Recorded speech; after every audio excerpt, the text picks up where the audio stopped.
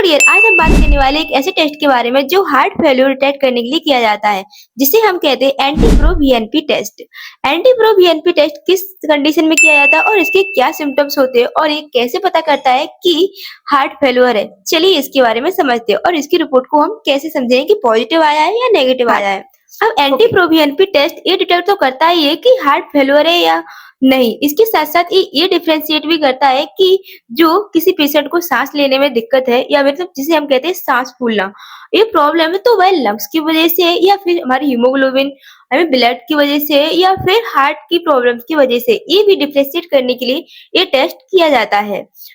First बात करें कि एंटी-प्रो-बीएनपी टेस्ट क्या होता है, तो एंटी-प्रो-बीएनपी इसका फुल फॉर्म होता है एन टर्मिनल प्रो-फ्रेन नाइट्रियूरेटिक पेप्टाइड।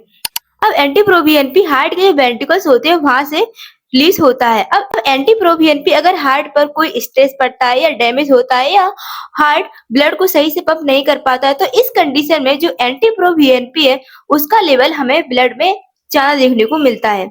इसलिए हम ये टेस्ट जब करवाते हैं तो हम ये पता करने के लिए करवाते हैं कि कहीं हमारा हार्ट डैमेज या हार्ट फेल्योर तो नहीं है। साथ में डिफरेंशिएट भी करता है कि जो सांस फूलने की प्रॉब्लम है पेशेंट को, वो हार्ट की प्रॉब्लम है या लंग्स या फिर ब्लड से रिलेटेड कोई और प्रॉब्लम है, इसके साथ ही डिटेक्ट करता है।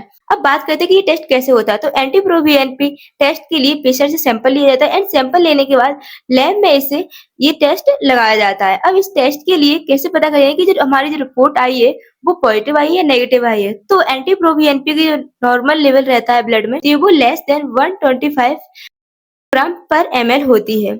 ये 65 के जो लोगों के जो एज के लोग होते हैं उनमें ये नॉर्मल रेंज होती है। एज के अकॉर्डिंग इसकी रेंज जो है वो अलग-अलग हो सकती है। अगर इसकी नॉर्मल रेंज से हमें ज़्यादा देखने को मिलता है तो ये डिटेक्ट करता है कि पेशेंट का जो हार्ट है वो फेल्योर हो सकता है। अब कुछ कंडीशन भी होती है जिसमें ये लेवल हमें हाई देखने को मिलता है एंड पेशेंट को हार्ट फेल्योर नहीं होता, लेकिन तब भी ये कुछ ऐसी कंडीशंस होती है जिसमें ये लेवल है वो हाई देखने को मिलता है। किडनी डिसीज या ज्यादा एज के जो पर्सन होते हैं या फिर अदर कंडीशंस में भी ये हाई देखने को मिल सकता है। अगर रिपोर्ट पॉजिटिव आती है तो इसको कंफर्म करने के लिए आगे टेस्ट करवाने के लिए डॉक्टर एडवाइस करते हैं। आई होप आपको वीडियो समझ में आई होगी। Stay safe, stay healthy. Thank you. मिलते हैं नेक्स्ट वीडियो में।